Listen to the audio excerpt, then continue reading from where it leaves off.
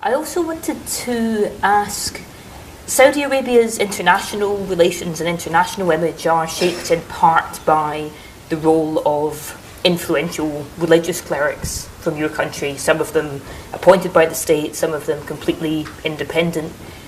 How does that affect your job?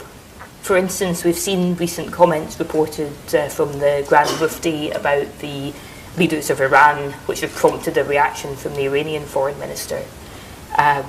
Should the government be trying to influence what religious clerics say when it comes to foreign policy? Should it leave them to be more independent? How do you see this? It's and again, there's this issue of if people speak, people criticize you for letting them speak. If you muzzle them, you get criticized for taking away their freedom of speech. So which one is it?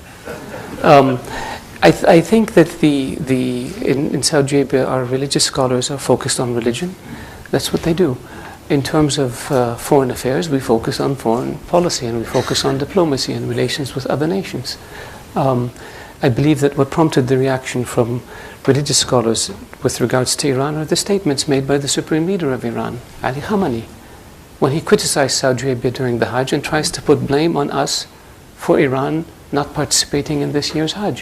When we did everything possible to ensure that they can come to the Hajj, they refused to sign agreements that every Islamic country signs with regards to the modalities of the Hajj so that we ensure order.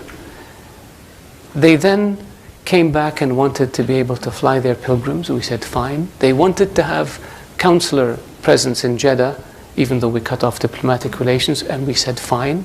They wanted to have their visas not issued in a third country. We said we'll do it by internet. So every possible excuse we dealt with, and they chose not to come.